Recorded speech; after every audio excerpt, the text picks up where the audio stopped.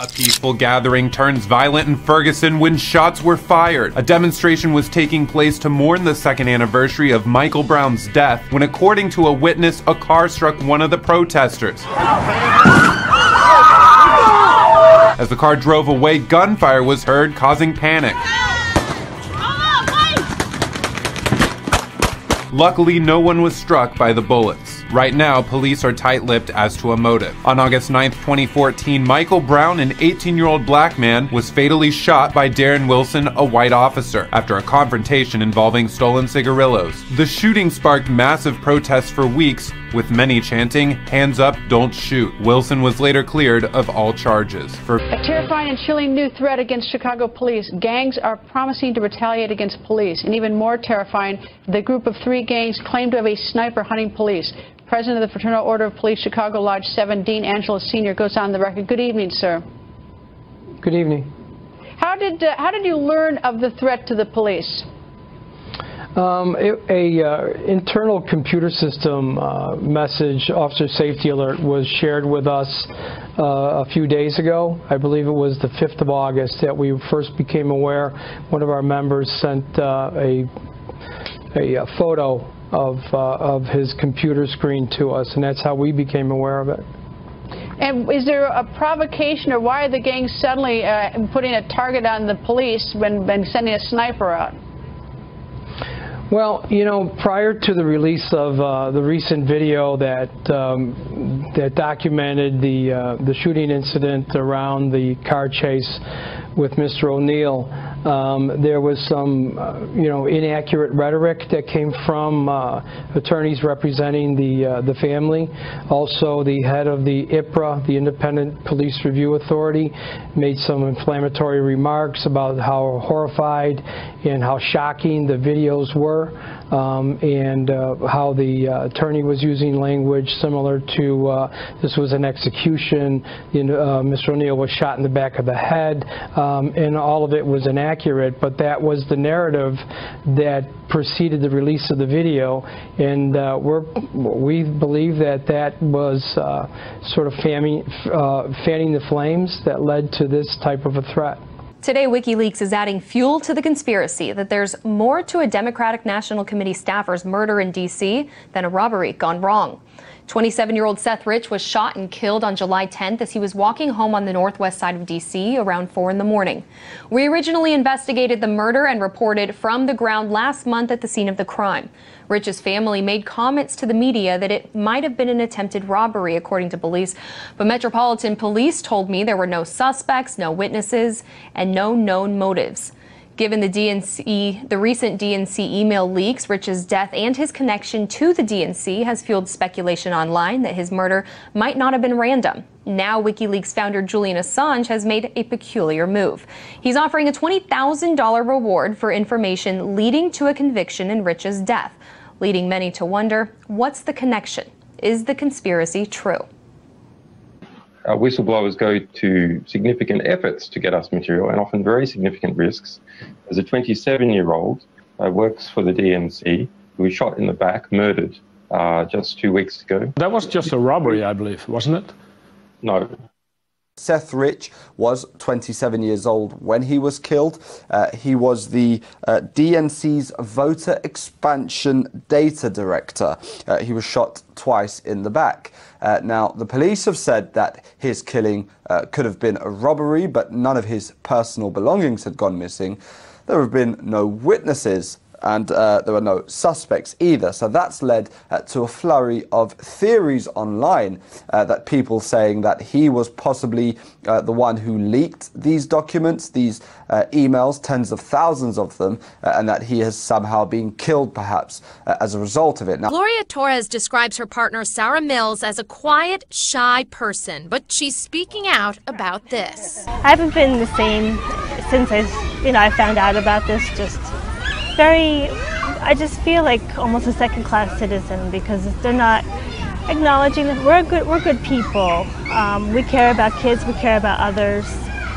We're in a same-sex relationship, but that shouldn't matter. I mean, we're in 2016. According to their lawsuit, having a condition that makes it hard to get pregnant is not enough for the state of New Jersey. A woman must be having sex with a man for 1 or 2 years and not get pregnant in order to qualify for insurance that will cover fertility treatment. Obviously, that leaves out couples like Sarah and Gloria. The doctor at the insurance company said we don't take in lifestyle choices as a consideration. We don't take that in as if we choose to be gay, which we don't. Sarah would carry the baby, but she suffers from polycystic ovarian syndrome. PCOS throws your hormones out of whack. She says artificial insemination would likely prove impossible, but they say that's what their insurer wants them to try next, a process that could cost them over $30,000 out of pocket. So they and another couple are suing the New Jersey Department of Banking and Insurance, not for the money and not just for themselves, but to get the law changed. The couple's insurance carrier, Horizon Blue Cross Blue Shield, says they are acting in accordance with state law. We don't know what's going to happen, but what we're hoping is that it will be changed, that the state will look at it and say, hey, it has to be the same for every woman. I thought in my head about how, if you punished them or if you made them more manly or if you didn't allow this, I tried them all. For 2 years, Kimberly Shapley fought for her son to stay her son. I did a lot of damage to this child trying to force her into this box of being less feminine, less flamboyant. But now, I'm a mom of a little girl that I would like to see live. She's fighting for her now 5-year-old transgender daughter, Kai, to be treated like a girl. I am choosing now to take this stand for my kid in elementary school so that we're not still fighting this battle in junior high and high school and college. Shapley going before the Pearland School Board tonight. Her daughter, Kai, is set to start kindergarten in a few weeks. We're focusing on, practicing our reading and getting more proficient. Despite the Justice Department's directive to all school districts that they cannot treat transgender students differently, the Pearland School District says no to allowing little Kai to use the girls' restroom. Today, school leaders met with Shapley and said Kai would be able to use the nurse's bathroom. But for Mom, this is not a compromise. She feels it will do her daughter more harm than good. 41% suicide rate for transgender children who are not supported by their family, from their community, from their peers. But when you take a transgender child and you put them in a setting where they are supported, the studies show that they have no higher risk of suicide than their peers. We sometimes think that tolerance is about one side giving up their understanding or their right or their position to agree with another. Rick Torreson praised the school board for standing by its decision. He says it's all about safety. It's not just about Kai, it's about Sarah, who is born a female, believes she's a female, and her safety in a situation where a man walks into that bathroom and says, I identify as a woman. What do you do with Sarah? Who looks out for Sarah? Are you hitting on me? Legally Blonde's Elle Woods is definitely fictional, as is the scene where she's sexually harassed. But many female lawyers have had similar demeaning experiences while on the job, and the American Bar Association hopes to change that with a ban put into place this week. On Monday, the ABA officially voted to amend its professional code of conduct to ban sexist language and discriminatory behavior toward women in the courtroom. The new rule reads in part, it is professional misconduct for a lawyer to engage in conduct that the lawyer knows or reasonably should know is harassment or discrimination on the basis of race, sex, religion, gender, identity, and other factors. The guidelines also state harassment includes sexual harassment and derogatory or demeaning verbal or physical conduct. And any lawyers caught engaging in such harassment will be subject to disciplinary action. Depending on the severity of the situation, that could include fines or even suspension from practicing the law. The ban comes after dozens of female attorneys publicly claimed they were consistently undermined in the courtroom and called demeaning names such as honey and darling. As one lawyer told the New York Times while she was questioning a witness, the opposing attorney told her, "Don't raise your voice at me, it's not becoming of a woman." Now some have criticized the ban, calling it anti-Christian and claiming it could impair free speech. But still, the ABA says the rule was resoundingly adopted during Monday's vote. The bar associations in 22 states and the District of Columbia already had similar rules against harassment in the courtroom, but there weren't any national guidelines until this week. Minnesota could make history by electing the nation's first Somali-American lawmaker this fall. Reg Chapman sat down and talked with Ilhan Omar about her primary victory last night. I think it's the diversity of the district that's exciting. 33-year-old Ilhan Omar says she is honored so many people believe in her. She says her win is the result of the unification of diverse voices in her district, long-term residents, East African immigrants, and students. We wanted to have a campaign that uplifted all of the voices of the people of the district, and that included young people. Omar was able to motivate younger voters, and it was a big factor in getting more people to the polls for this year's primary. The people in the district, I think, for a long time haven't felt that all of their voices were heard, and this was their opportunity to collectively say, we are ready for change. Omar says she is dedicated to closing the opportunity gap and focused on economic, social, racial, and environmental justice. Her win means the end of the line for one of the longest-serving legislators in state history, Phyllis Khan, who was the first female elected in the district 44 years ago.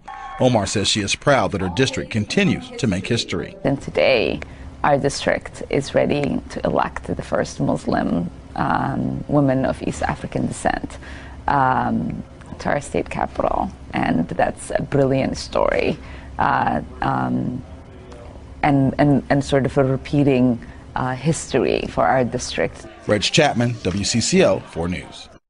Omar was born in Somalia and spent time in a refugee camp in Kenya before moving to the Twin Cities nearly 20 years ago. Dramatic decline in bee populations is threatening global food production and the balance of entire ecosystems. A third of what we eat is linked to the vital role honeybees play in pollinating 80% of the world's flowering plants, along with bumblebees and butterflies. But an unexplained drop in honeybee numbers over the past 15 years, dubbed colony collapse disorder by US researchers, puts food supplies at risk. Since 2007, honeybee winter death rates have hovered between 10 and 30% in some countries and reached 40% in Belgium and Sweden. Among the factors blamed, pesticides, spread of disease, for example by deadly parasites like the varroa mite, and decreased flowering plant varieties. Researchers say monoculture, the continuous production of one type of crop, is reducing biodiversity and in turn the nutritional sources bees need to strengthen their immune system. The US State Department says religious freedom continues to be non-existent in North Korea. In its latest International Religious Freedom Report released Wednesday, the State Department estimates there are up to 120,000 political prisoners in North Korea, some of whom are imprisoned for religious reasons. It also says ownership of Bibles or other religious materials brought in from abroad is illegal and punishable by imprisonment and even execution. The US has designated North Korea as a country of particular concern since 2001 for its severe violations of religious freedom. On South Korea, the report said around 600 people are serving jail time for refusing to do mandatory military service, the majority of whom refused on religious grounds.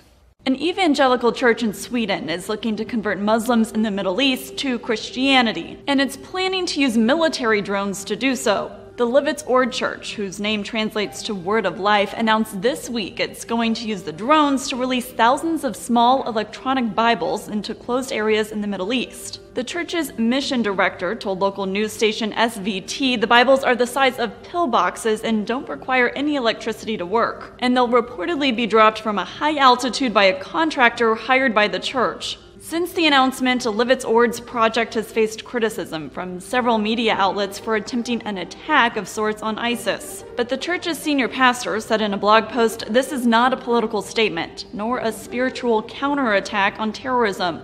What we want is to make the message of God's love available to people who need it more than most." It's unclear if the church or its contractor would need security clearance to carry out the Bible drops. Livets Ord says it hopes to begin the mission in the next few weeks. Security has been beefed up in Rio after reports surfaced of a second stray bullet at the equestrian venue.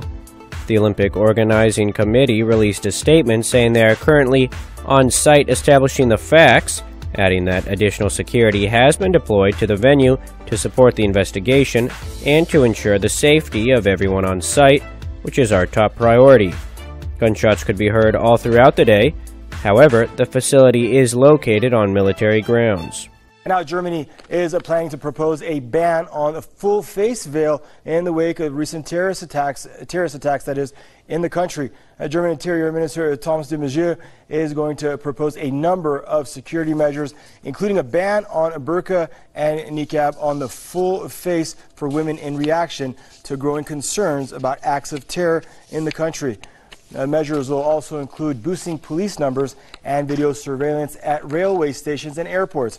Germany has seen a number of attacks in recent weeks.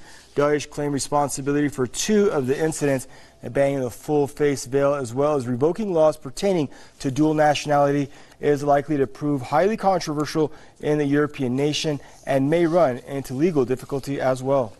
Danish police have arrested a man who threatened to blow himself up at an asylum centre, peacefully resolving a 3-hour-long standoff. The standoff ended peacefully after police confirmed they'd taken into custody a man who's been identified as a 22-year-old Iranian national. Now, he'd climbed to the roof of an asylum centre on the island of Funen, which is just to the west of the Danish capital of Copenhagen. Now, he threatened to blow himself up while he was on the roof there. People were evacuated from the building and a no-fly zone was set up. That's since been cancelled. He didn't give any motive for why he wanted to climb up there, but police were able to talk him down and to take him into custody. They have confirmed his identity but have not released any name as of yet. Well, this standoff came to an end peacefully, but it comes in amongst a couple of months that have been fraught here in Europe. Investigators are combing through the debris left by a pair of car bomb attacks that killed and wounded scores of people in southeastern Turkey. One of the bombs went off in the city of Diyarbakir. The city's chief prosecutor says the victims included children. We will visit the wounded under treatment with policemen and judiciary officials. Unfortunately, this was an attack against civilians. Another bomb went off in Mardin province near the Syrian border in an attack that targeted a bus carrying police officers. Turkish officials are blaming the Kurdistan Workers' Party, or PKK, for the blast. Earlier in the day, 4 soldiers were killed and 9 wounded when militants opened fire with rockets and long-range weapons from across the Iraqi border. Security forces also blamed that attack on the PKK. The violence is only the latest to hit Turkey's mainly Kurdish southeast since a ceasefire between the PKK and the government broke down last year. NATO says that Turkey's membership of the alliance is not in question following the July 15th coup attempt, and Ankara could count on the group's solidarity and support. The U.S.-led military alliance says Turkey is a valued ally, which makes substantial contributions to NATO. Turkey's President Tayyip Erdogan has sharply criticized the EU for its lukewarm response to last month's attempted overthrow of the government. He also blamed the United States for not extraditing the U.S.-based cleric Fethullah Gulen, who Ankara believes masterminded the coup. Sooner or later, the United States will make a choice, either Turkey or Fethullah's terrorist organization. They will either choose to purchase the terrorist or Turkey, the democratic country. They need to make a choice. We sent 85 boxes of files. Erdogan made the comments while addressing thousands of people gathered outside the presidential palace in Ankara. The United States has approved the potential arms sales to Saudi Arabia. They include about 150 tanks, hundreds of machine guns, and other military gear. The deal would be worth an estimated $1 billion. The U.S. Defense Security Cooperation Agency, which manages foreign arms sales, says it would contribute to Washington's foreign policy and national security. It says the equipment will aid the efforts of Saudi Arabia to maintain political stability and economic progress in the Middle East. Russia says there'll be a 3-hour ceasefire every day in the Syrian city of Aleppo, starting from Thursday. Its aim is to allow humanitarian convoys to enter the city safely. General Sergei Rudskoy said the pause in fighting would take place from 10 in the morning to 1 in the afternoon local time. He said all military action, including airstrikes, would be halted for that period. Breaking news this hour. Russia's Federal Security Service has said it's uncovered a Ukrainian intelligence service branch operating in Crimea. It's alleged the Ukrainian group has been involved in plotting terror acts on the peninsula. Nadira, Russia's Federal Security Service, or the FSB, has successfully intercepted and prevented 2 terrorist attacks in Crimea. According to the FSB, the terrorist groups were planning to target key infrastructure in Crimea in a bid to sabotage the ongoing preparations for the elections there. During the raids, 1 FSB officer and 1 Russian serviceman was killed as the both sides exchanged gunfire. And at the site of those raids, they were able to uncover explosives and ammunition, including grenades. The FSB also added that because of these raids, they were able to uncover a network of agents reportedly working for Ukraine's Chief Intelligence Agency. The group consists of both Russian and Ukrainian nationals, and the FSB says that they have confessed to the plans of the attacks during the ongoing investigation. Perhaps a significant note that I want to point out is that according to the FSB, one of the suspects arrested and identified is an officer working for Ukraine's defense ministry. And over the past hour, we've learned that Ukrainian authorities have dismissed the allegation, describing it as a provocation. Meanwhile, Russia has tightened security across the peninsula, particularly at its border with Ukraine. Now, Russian President Vladimir Putin has criticized Ukraine for, quote, preferring the path of terror over peace with Moscow. Now, Russian leaders said the Kremlin is to take serious measures to ensure the safety of Crimea. Vladimir Putin noted that Ukraine is playing a dangerous game and, quote, its actions are stupid and criminal. How'd you get so